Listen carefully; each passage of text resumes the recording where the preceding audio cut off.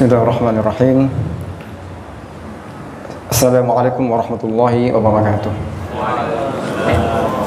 Innal hamdalillah nahmaduhu wa nasta'inuhu wa nastaghfiruhu wa nastahdihi wa natubu ilayh wa na'udzu billahi min shururi anfusina wa min sayyiati a'malina. Man yahdihillahu fala mudilla lahu wa man yudlil falan tajida lahu waliyyan mursyida. Asyhadu an la ilaha illallah wahdahu la syarika lah wa asyhadu anna Muhammadan 'abduhu wa rasuluh. Allahumma shalli ala nabiyyina Muhammadin wa ala alihi wa ashabihi wa man sara ala nahjihi ila yaumiddin, amma ba'du. Qala Allah Ta'ala fil Qur'anil Karim, a'udzu billahi minasy syaithanir rajim. Ya ayyuhalladzina amanu taqullaha haqqa tuqatih wa la tamutunna illa wa antum muslimun.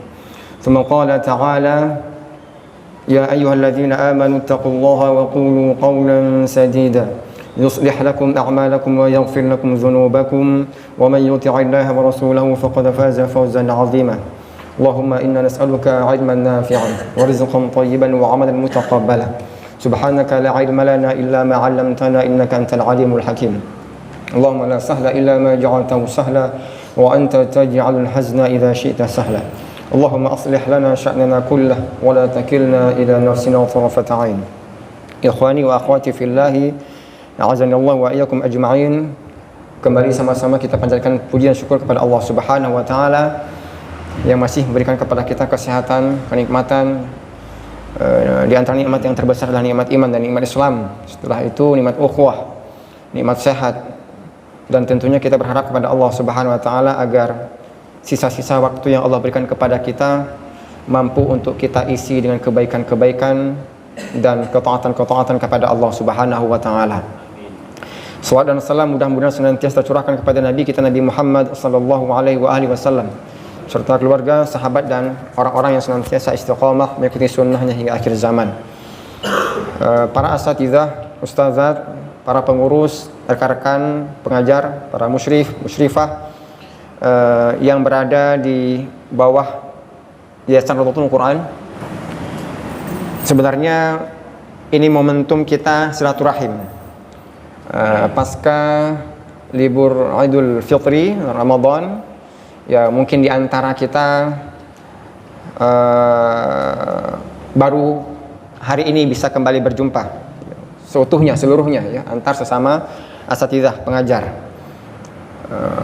Dan tentunya momen pertemuan hari ini bukan sekedar pertemuan hahaha, bukan sekedar pertemuan ngobrol kamu kemarin lebarannya di mana, kuenya apa saja di rumah, tidak.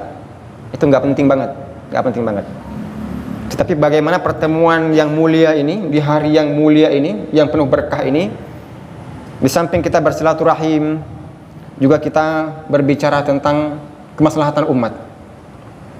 Di antaranya adalah evaluasi dan koordinasi tentang perjuangan kita hari ini. Ya, tentunya setelah libur beberapa hari atau setelah libur beberapa lama, tentunya mungkin ada di antara kita yang masih ada asar liburnya, masih ada mungkin sedikit cepat sekali berlalu hari libur ya. Mungkin masih ada yang teringat sama kampung kita, masih yang teringat sama sanak saudara kita, sehingga mungkin semangat untuk mengajar atau semangat untuk belajar masih harus kerja keras untuk menimbulkan semangat itu lagi. Untuk itulah hari ini sebenarnya ini silaturahim atau sekaligus pertemuan kajian ini untuk mengembalikan semangat tersebut, khususnya bagi kami pribadi. Ya, dengan begitu banyaknya hari ini permasalahan yang kita evaluasi dari tahun ke tahun, dan kita sudah berada di akhir semester. Hari ini kita sudah berada di akhir semester genap. Tidak lama lagi 1,5 bulan saja, paling lambat 1,5 bulan, atau tidak sampai pun kita sudah masuki masa-masa ujian. Untuk itulah butuh kita evaluasi lebih awal, di mana evaluasi hari ini kita harapkan bermanfaat, bukan hanya untuk ujian nanti, tetapi juga untuk waktu-waktu yang akan datang. Tentunya kita harus tahu siapa diri kita. Kalau kita nggak tahu siapa diri kita, kita nggak sadar siapa diri kita hari ini, ya, di lembaga ini akan sulit untuk mencapai visi misi sebuah lembaga pendidikan tahfidzul Quran yang baik. Itu akan sulit. Sebuah lembaga tahfidzul Quran yang baik itu bukan hanya cukup dengan guru-guru yang berkualitas baik, mungkin hafalannya bagus, bacaannya itu belum cukup. Itu cukup secara personal saja, untuk diri dia sendiri cukup. Tapi untuk mengajar Al-Quran, untuk mengelola halaqah Al-Quran, yang itu menjadi tumpuan harapan kaum muslimin, orang tua. Orang tua itu tidak berharap murni sama ustadznya saja secara personal. Kenapa? Karena anaknya akan belajar dengan banyak anak lainnya di satu halaqah. Kecuali kalau mulazamah atau private. Kalau private, orang tua mungkin cukup harapannya satu saja. Oh, ustadznya bagus nih, ustadznya luar biasa nih, punya sanad segala macam, mungkin hafalannya segala macam. Interaksi orang tua hanya dengan gurunya saja cukup dia. Dia nggak perlu mikir apa-apa. Kenapa? Anaknya dipegang konsentrasi intensif dengan satu orang ustadz. Itu kalau mulazamah. Tapi tidak, hari ini kita bukan mulazamah sifatnya. Bukan mulazamah personal gitu, bukan. Tapi kita halaqah. Di mana konsentrasi kita berbeda dengan ketika kita mulazamah. Jadi, mungkin saja atau bagus bacaan saja itu belum cukup kalau kita nggak menguasai halaqah. Nah, ini salah satu yang hari ini kami lihat di lembaga manapun, ya. Salah satu kelemahan yang ada di lembaga Quran manapun, lemahnya atau bisa dikatakan rendahnya pengetahuan atau manajemen pengelolaan halaqah Quran. Untuk itulah hari ini, ya, kita ingin kembali bersama-sama. Bagi teman-teman rekan-rekan asatidzah dan ustadzat yang berada di Raudhul Quran mungkin sudah sering dengar penyampaian ini. Nggak apa-apa, tapi reminder untuk saling mengingati kembali. Adapun bagi yang dari luar mungkin ini bisa menjadi tambahan ilmu atau juga sebagai murajaah insyaallah. Baik, waktu kita hanya 1,5 jam, ikhwan. Jadi nggak lama-lama. Kita harapkan, karena memang pembahasan kita fokus sama halaqah saja ya. Pembahasan kita hanya fokus sama halaqah. Tidak melebar yang lain, tidak adab yang terlalu bagaimana, tidak akhlak segala macam yang terlalu gimana, tidak. Ini halaqah. Walaupun nanti ada unsur-unsur, ada materi-materi adab di dalamnya. Tapi kita tidak membahas takwa itu 1 jam, tidak. Iman itu 2 jam, tidak. Kita membahas halaqah. Karena ini yang sangat penting untuk kita ketahui. Baik. Ana membagi ada beberapa pembagian ya untuk pengelolaan halaqah itu ada beberapa pembagian. Yang pertama itu memeriksa kelengkapan halaqah dan atribut peserta halaqah. Ini penting sekali. Di sebuah lembaga Al-Quran atau di sebuah halaqah Al-Quran, ini yang pertama harus diperhatikan oleh pengajar atau pengampu halaqah. Ini yang pertama sekali. Ya, kelengkapan administrasi halaqah. Kelengkapan administrasi halaqah dan kelengkapan atribut santri. Ini penting. Apa yang pertama? Ada beberapa form ya, yang harus ada di dalam absensi kita selaku pengampu. Nah, ini mungkin yang dari Raudhah sudah tahu lah ya. Cuman anak khawatir ini terlupakan, terluput. Sehingga ini kita abaikan. Padahal absensi itu ya. Sejak anak ngajar tahun 2020, 2021 anak tetap menyimpan file absensi halaqah anak. Walaupun sekarang nggak ngajar lagi, tapi filenya masih anak simpan. Jadi kayak namanya Ustadz Putra masih ada di sini, namanya Ustadz Ali masih ada di sini. Anak simpan file anak. Karena anak khawatir lembaga atau pondok, admin lembaga atau admin pondok itu mungkin tidak mampu mengcover semua data santri. Anak buat data cadangan di rumah anak simpan di rumah anak. Dan ini nggak hilang-hilang. Semua yang pernah menjadi santri saya itu ada datanya di sini. Absennya bulan sekian, tahun sekian, bulan sekian, tahun sekian ada. Apa yang harus ada di absen kita? Ini sudah pernah saya sampaikan. Makanya ketika nanti Anda duduk di halaqah, ini Desember 2020, ini 2022, udah 2 tahun saya nggak ngajar. Ini November 2020. Baik, saya ambil contoh satu.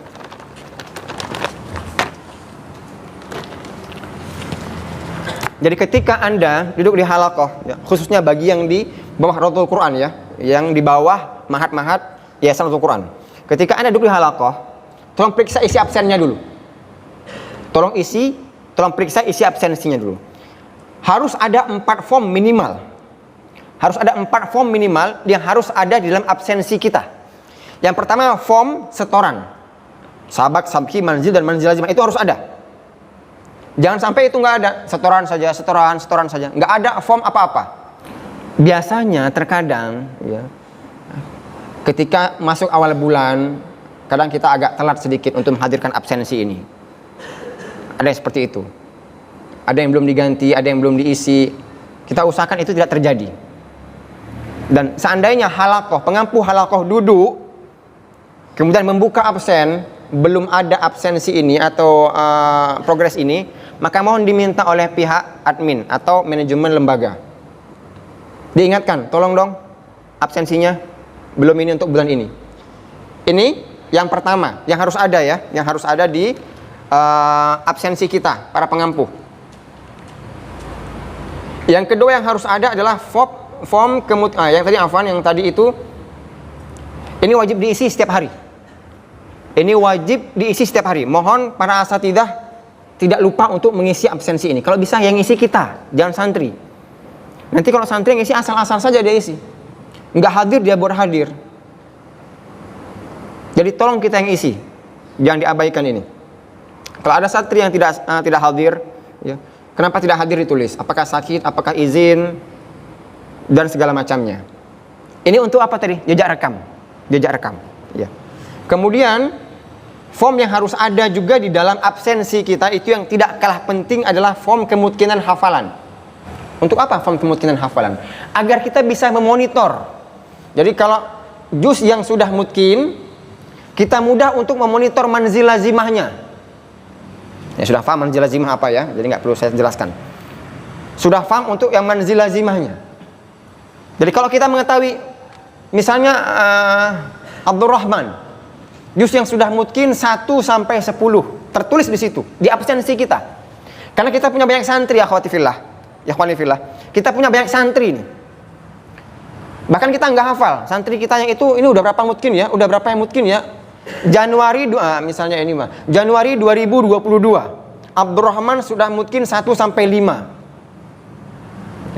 Kalau itu tertulis, gampang kita monitor. Contohnya ini Faras Fauzan. Mana Faras Fauzan? Wah, ada ya, hadir. Ini November 2020. November 2020, setahun setengah yang lalu. Bulan November Faras Fauzan itu mungkinnya juz 1 sampai juz 4. 4 juz. Juz 9, juz 10, 6 juz. Juz 30, 7 juz. Bulan November 2020 Faras Fauzan itu mungkinnya 7 juz bulan November. Nah, di bulan November itu, di bulan Desembernya, ini ke November ya, kita bisa ngontrol dia. Kamu yang mungkin kan 7 juz November kemarin. Kenapa manzil lazimahnya nggak selesai 7 juz? Ini juz 10 Ustadz lihat kok nggak pernah manzil lazimah lagi nih. Bulan 11 kamu kemarin lancar juz 10 loh. Ini bulan 12 kamu belum pernah manzil lazimah, sudah setengah bulan. Terkontrol di sini. Jadi jangan sampai nggak diisi. Itulah yang saya katakan tadi, ini jejak rekam. Seandainya pun nanti tukar pengampu, ya, ngerujuklah. Oh, pengampu yang ini mungkin keluar atau sakit sebulan minta izin, ada acara keluarga. Dirujuk si Faras ke pengampu yang lainnya. Tinggal bawa ini saja jejak rekamnya. Faras jumlah hafalan yang mungkin 10 juz, yang belum mungkin 3 juz, tinggal 3 juz. Yang belum mungkin bisa kita kontrol untuk manzilnya. Kamu belum lancar 3 juz Faras. Jadi yang belum mungkin itu kamu lancarkan di manzil, kamu setorkan di manzil. Yang sudah mungkin manzil lazimah. Nah, mudah. Seorang guru itu mudah untuk mengontrol muridnya kalau lengkap datanya, jejak rekamnya jelas. Makanya form kedua yang wajib ada di absensi kita, ya, kita sebagai pengampu halakoh ya, harus ada form kemungkinan hafalan santri kita. Kalau nggak ada, minta sama admin. Jangan dibiarkan absen itu cuma ada absensi kehadiran saja. Karena saya pernah mendapatkan yang seperti itu. Ada salah satu halakoh yang tidak ada form lain kecuali absensi progres hafalan harian saja. Nah, ketika saya duduk di halakoh tersebut, saya bingung, ini fulan ini berapa juz sudah? Yang mungkinnya berapa juz sudah? Dia datang maju manzil suka-suka dia, setoran manzil lazimah suka-suka dia. Saya nggak tahu apa-apa. Kenapa? Yang nggak ada data, jejak rekamnya nggak ada. Ini nggak boleh seperti itu. Jadi Mohon ya, form yang harus ada. Yang kedua adalah form kemungkinan hafalan yang bentuknya seperti itu. Kemudian yang ketiga, ya, yang mesti ada juga adalah form target hafalan semester. Anak-anak akan termotivasi.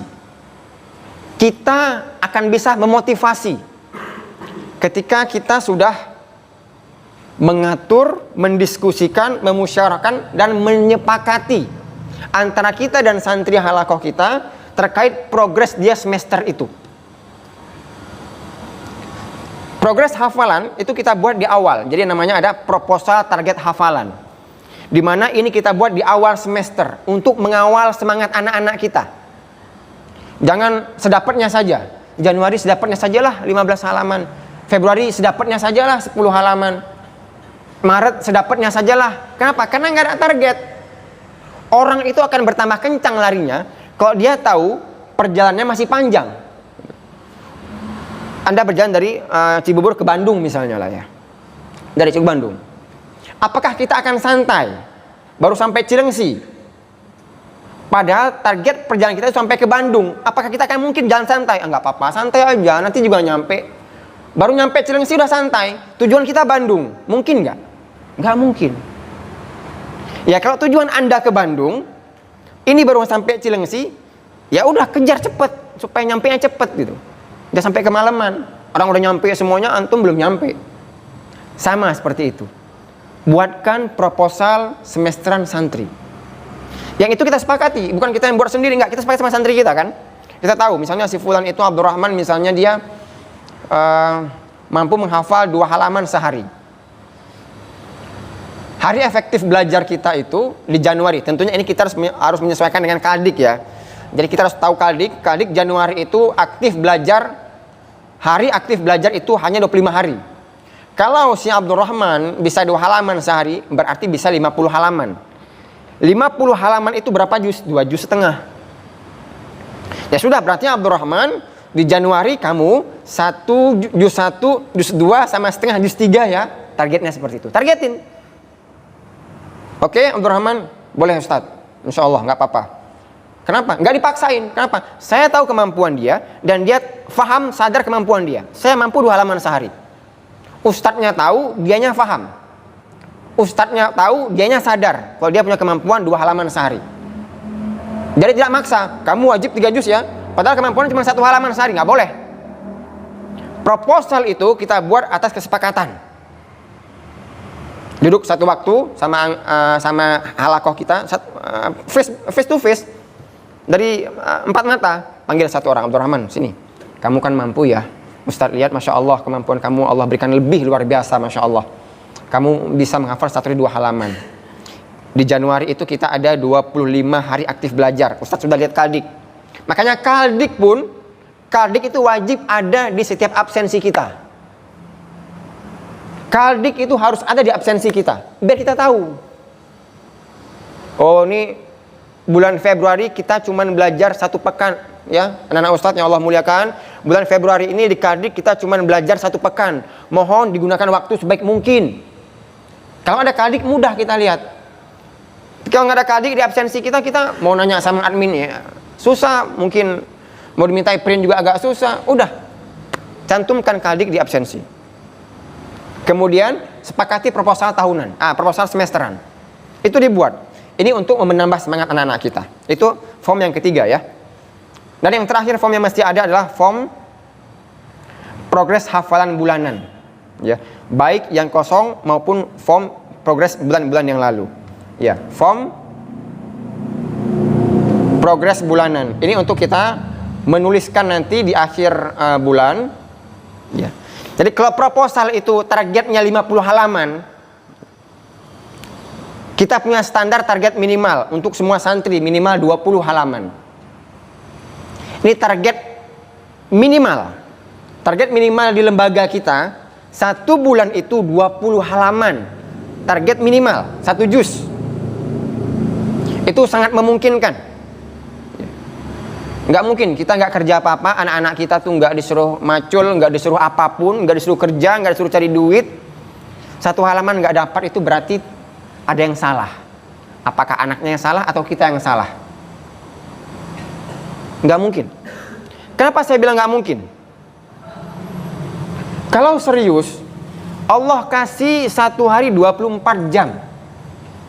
Kalau satu ayat saja 1 jam, kita bisa menghafal 24 ayat dalam satu hari. 1 jam loh. 1 jam 1 ayat. Atau kalau mau kita main baris, itu ada 15 baris. 1 baris 1 jam. Kita hanya butuh 15 jam untuk menghafal 1 halaman. Nggak mungkin nggak mampu. Mau dia lambat, mau dia... Nggak. Apalagi santri kita nggak ada yang seperti itu. Nggak ada yang di bawah banget kemampuannya, nggak ada. Kenapa? Karena kita ada tes waktu masuk.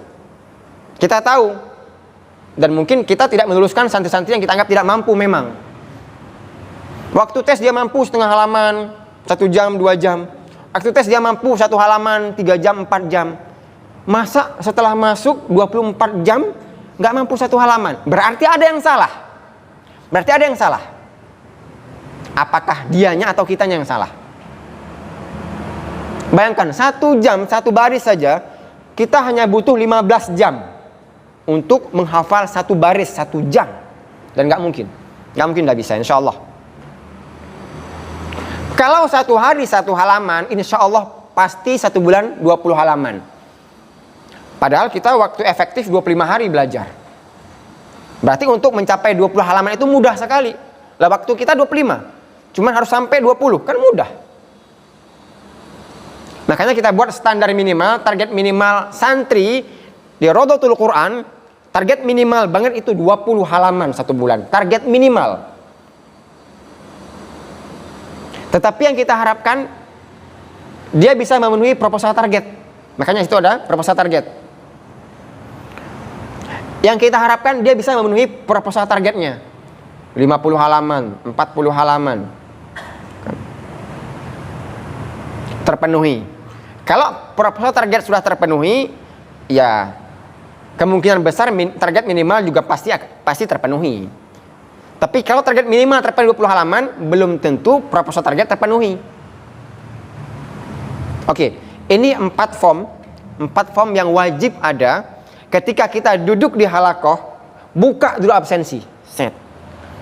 Lihat isinya lengkap atau tidak. Kalau nggak lengkap, minta dilengkapi sama admin.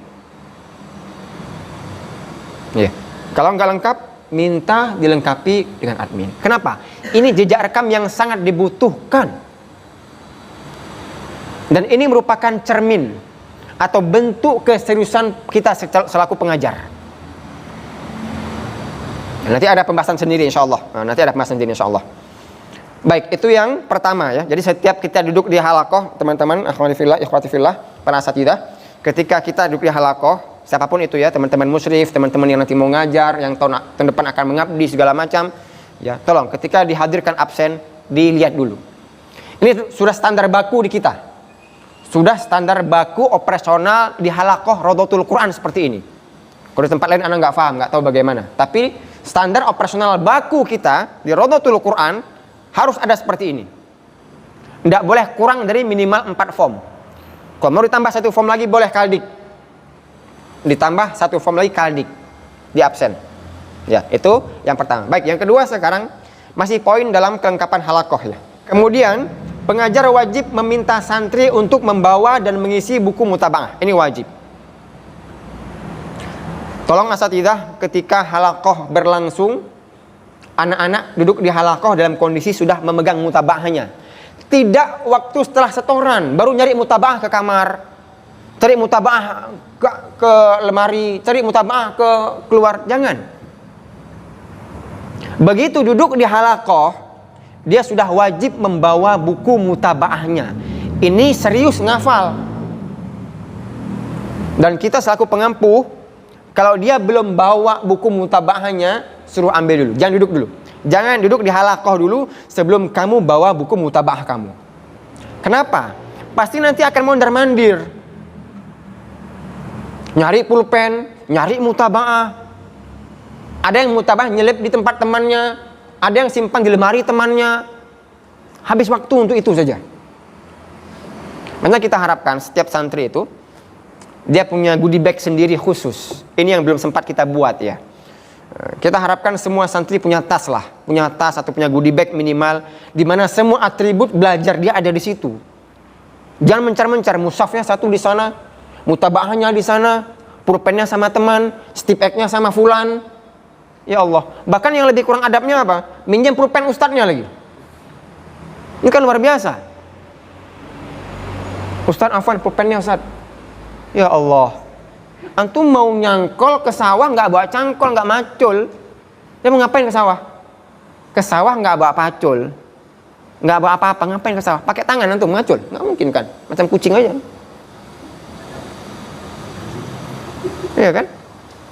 Tolong. Nah ini harus diperhatikan. Memang anak-anak itu kadang nggak care sama hal seperti itu. Nah kita, ustadznya, pengampuhnya harus care. Nah itu masya Allah rapi banget. Kalau seandainya kita bisa menanamkan, bisa melatih disiplin dari hal yang sekecil-kecilnya seperti itu, insya Allah anak-anak kita terlatih untuk disiplin. Dan ketika nanti dia jadi guru, dia akan seperti itu juga. Kenapa? Dia melihat gurunya dulu seperti itu.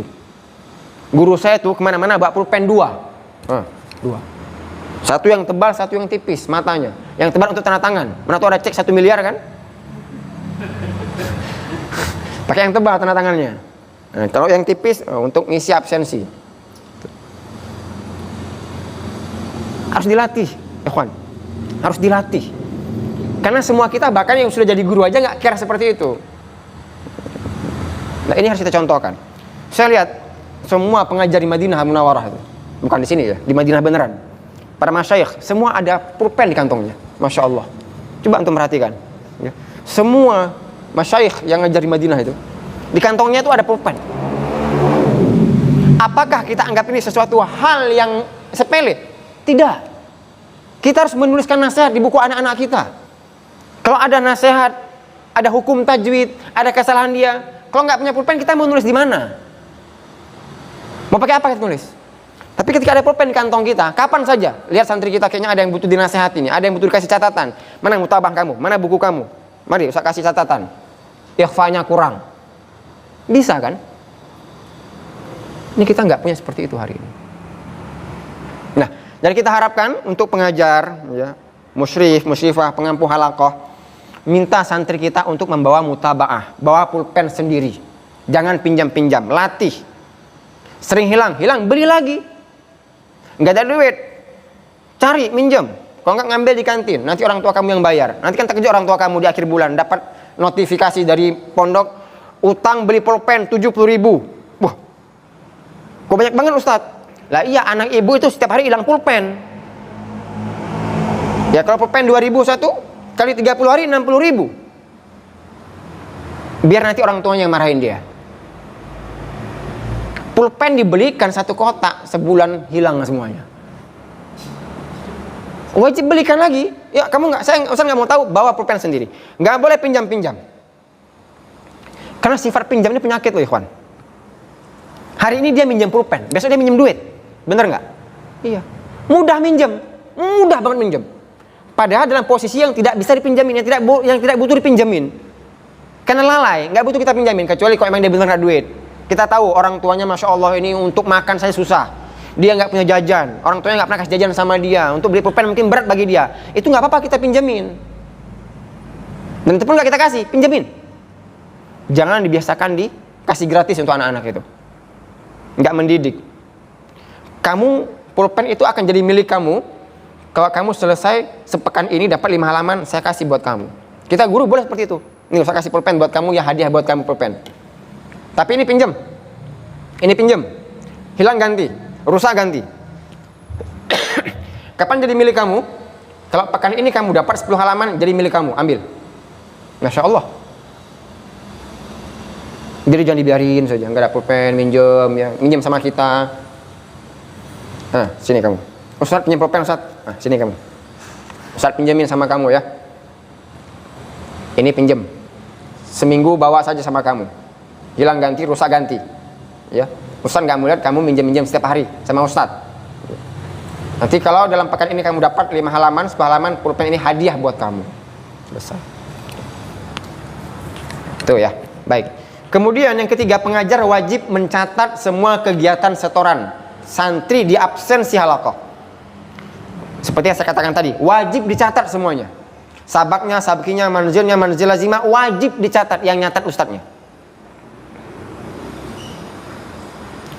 Saya sering mendapati ada beberapa halaqah yang ustadznya suruh ke anak-anaknya, ya. Ba'da Isya, tolong ya fulan diisi absennya. Nggak boleh. Nggak boleh. Itu punya peluang untuk menipu, punya peluang untuk tidak amanah, punya peluang untuk tidak rapi absensi, punya peluang, dan itu mencerminkan ketidaksungguhan kita sebagai pengajar. Kenapa? Ketika yang mencatat itu orang lain, santri kita, toh kita kan nggak tahu apa yang dicatatnya. Nggak ada doa di sana. Coba kalau yang nyatat kita, nama si fulan misalnya, Faras Fauzan. Waktu nyatat itu kita membayangkan ketika ada setoran nggak lancar. Benar nggak? Juz 10, halaman 5. Tadi nggak lancar. Langsung hadirkan doa di situ. Ya Allah, berikan kemudahan buat Faras ya Allah. Besok supaya lancar. Itu kan. Jadi bukan sekedar kita nulis kosong, ikhwani fillah. Ada maknanya di sini. Kita menulis itu ada makna yang besar. Kita bisa melihat nama anak-anak kita dan terbayang wajah anak-anak kita. Akbar Yuda Pratama, juz 24, dari halaman 5. Masya Allah, sudah 24 juz dia ya, Masya Allah. Ya Allah, mudahkanlah dia ya Allah agar selesai 30 juz istiqomah ya Allah. Kan begitu. Coba kita renungkan. Bukan sekedar nulis, bukan. Jadi kalau kita suruh sama orang lain tulis, fulan, Abdul Rahman, nanti tulis ya, jam 9 nanti sudah selesai semesteran ditulis ya, suruh teman-teman kamu tanyakin. Enggak seperti itu, enggak seperti itu. Makanya pantas, ya, saya katakan tadi, guru yang pintar saja, guru yang mungkin saja, bacaan bagus saja, tapi di sana enggak ada hadir doa, enggak mampu, enggak kuat untuk menghadirkan apa? Hafiz-hafiz Quran yang luar biasa itu. Dan itu makanya kita minta semua pengampu tulislah pakai tangan kita, dan ini menjadi saksi. Tangan Anda yang Anda buat untuk menulis itu jadi saksi nanti dari kiamat, akhi. Jadi jangan malas nulis. Tangan yang kita buat untuk menuliskan jumlah hafalan anak-anak kita, tuliskan nama surah Al-Quran, Al-Ma'idah, An-Nisa, jadi saksi itu nanti. Waktu yang antum gunakan untuk menulisnya jadi saksi. Kenapa malas? Tulis. Absensi wajib ditulis. Absensi wajib ditulis. Dan bukan hanya ditulis, kita kasih penilaian objektif di mutabah anak-anak kita. Ya, kasih penilaian yang memang ya enggak, tidak melebihkan juga tidak mengurangi. Habis setoran sabak, tulis nilainya 80 misalnya, kasih paraf. Ya. Atau mau buat enggak usah paraf, barakallahu fiik. Nilai 90 mumtaz, barakallahu fiik. Seorang murid itu akan bangga banget. Ya, saya pribadilah. Ketika mutabaah saya yang saya bawa kemana-mana itu, ya, ada tanda tangan guru saya dan ada doa guru saya. Itu saya bangga banget. Bahkan saya mengejar mutabaah saya diisi sama oleh ustaz saya. Waktu saya ngaji dulu, masih setoran dulu ya. Saya rapi mutabaah saya. Saya tulis pakai tangan sendiri, saya tulis ayatnya, surahnya. Dan saya senang sekali kalau yang menandatangani mutabaah saya itu ustadz pengampunya, bukan asistennya. Karena juga itu ada asisten juga. Tapi kalau yang misalnya yang tanda tangan itu asisten ustadz kita atau santri senior, itu saya nggak bahagia, sedih saya. Udah saya persiapkan matang-matang hafalan saya, sudah mungkin. Yang paraf teman tidur saya. Paraf yang bagus, tulis yang bagus. Ini kebanggaan santri kita nanti. Ini kebanggaan santri kita nanti. Lihat loh. Bahkan saya pribadi ketika ziarah dengan guru saya yang di Aceh, itu saya bawa mutabaah saya. Saya bawa mutabaah saya. Ini Ustaz saya setoran. Ini Ustaz saya masih ngaji Ustaz. Ternyata yang paling diingat oleh guru saya itu terhadap saya itu. Mahfuz itu kemana-mana dia bawa mutabaah. Ketika dia murojaah hari itu dia bawa mutabaah, dia tulis mutabaah, walaupun nggak ada yang paraf. Jadi saya kalau murojaah saya punya mutabaah pribadi. Ya. Jadi setiap saya habis murojaah setiap hari misalnya 2 juz, 1 juz, saya tulis di mutaba'ah pribadi saya. Sebagai motivasi buat saya. Walaupun nggak ada yang paraf lagi sekarang. Kalau dulu masih ada yang paraf, sekarang ada yang paraf lagi. Saya bangga, saya bahagia ada terdata begitu. Dan itu bisa menjadi arsip mahal. Data mahal, jejak mahal buat generasi-generasi yang datang setelah kita nanti. Ayah kamu tuh rapi banget. Ayah kamu tuh Masya Allah. Nah gitu. Guru kamu tuh Masya Allah. Walaupun kita nggak nyari itu, tapi akan dicontoh. Itu akan dicontoh dan itu akan turun. Ketika saya lihat guru saya rapi, administrasinya, guru saya itu catatnya rapi, saya seperti itu. Ketika saya mengajar pertama tahun 2005, ya. Saya nggak tamat SMA itu 2004, ya. Setelahnya langsung ngajar.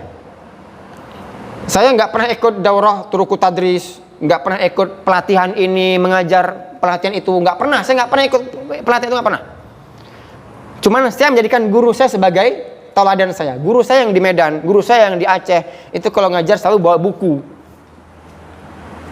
Nama kami itu dicatat di bukunya, apa yang kami setorkan dicatat di bukunya. Nggak ada admin, nggak ada kantor. Kalau sekarang kan sudah gampang, kita semua lembaga ada kantor kita. Ada form-form seperti ini, tinggal print saja. Guru saya buat manual, garis-garis nama, garis-garis bulan, garis-garis nama surah, digaris-garis sendiri. Dan itu menjadi contoh buat saya. Ketika saya ngajar itu saya lakukan. Ketika saya ngajar, saya mencontoh guru saya seperti itu. Dan alhamdulillah sekarang lebih rapi, lebih rapi. Baik, itu yang ketiga. Yang keempat, pengajar wajib meminta santri untuk memakai atribut belajar yang telah ditentukan seperti seragam, peci, dan name tag. Nah, ini untuk lembaga kita, khusus ya. Khusus untuk lembaga kita, mohon anak-anak diwajibkan untuk memakai seragamnya ketika mengaji, atribut halakohnya lah.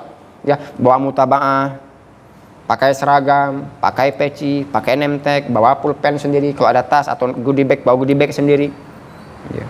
Kalau halakoh itu rapi, halakoh itu kondusif ya, nggak ada yang mondar-mandir, mondar pinjam sana. Yang lebih celakanya lagi apa? Salah tulis di mutaba'ah, nyaris tipek, tipu. Yang punya tipu cuma satu di halakoh itu. Di dalam satu masjid yang punya tipek cuma satu orang. Hei, tipek, sway, tipek, straight, straight. Kalau kena kepala ustaz gimana? Gak ada indahnya halakoh seperti itu. Gak ada indahnya sebuah tempat ngaji, tapi seperti itu gak ada indahnya. Padahal ini penting sekali. Dari hal-hal kecil seperti itu kita perhatikan, ikhwani fillah. Anak murid kita latih. Di depan Al-Quran itu adabnya dijaga. Di situ ada gurunya, ada Al-Quran. Tolong diingatin. Jadi kita minta pengajar wajib meminta santri untuk memakai atribut belajar yang telah ditentukan di seragam, peci, name tag, dan lain-lain sebagainya. Ini untuk poin yang pertama, yaitu memeriksa kelengkapan halakoh dan atribut peserta halakoh. Kelengkapan halakoh ya tadi, kelengkapan form-form tadi, ya. Kemudian atribut peserta halakoh. Nah, ini yang pertama, ketika kita nyampe duduk di halakoh, tolong ini dulu yang dievaluasi. 4 poin ini yang dievaluasi. Jangan langsung ngajar. Udah datang, begitu datang udah ngajar. Muridnya nggak bawa mutaba'ah, absensi nggak ada, nggak pakai seragam, dibiarin saja, nggak boleh. Tolong kita kawal ya, tolong kita perhatikan. Orang-orang besar itu menjadi besar karena memperhatikan hal-hal yang kecil. Orang-orang besar, pemimpin-pemimpin besar itu, kenapa bisa jadi besar? Karena dia memperhatikan hal-hal yang kecil. Motor kita tidak akan jatuh dengan adanya batu besar di depan kita. Kita ngelak, benar nggak?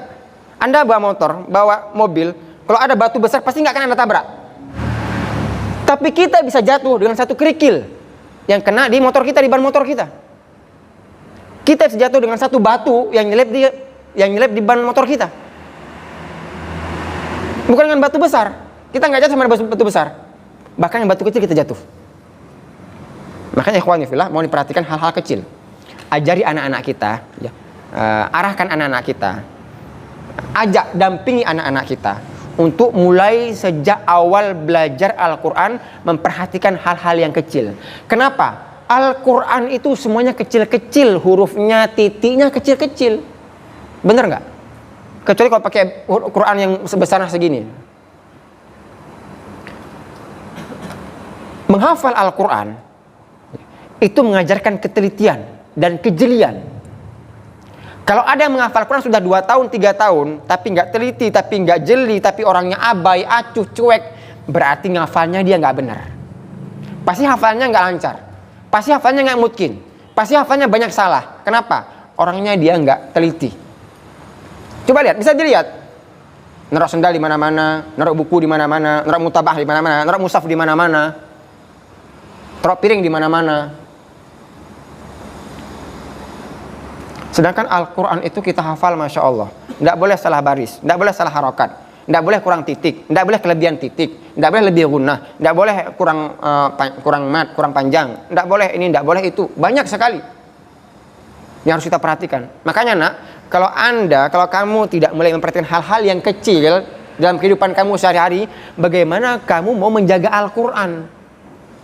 Al-Quran itu tidak boleh salah sedikit pun. Jadi tolong dilatih, dibangkitkan kemampuan dia untuk memelihara.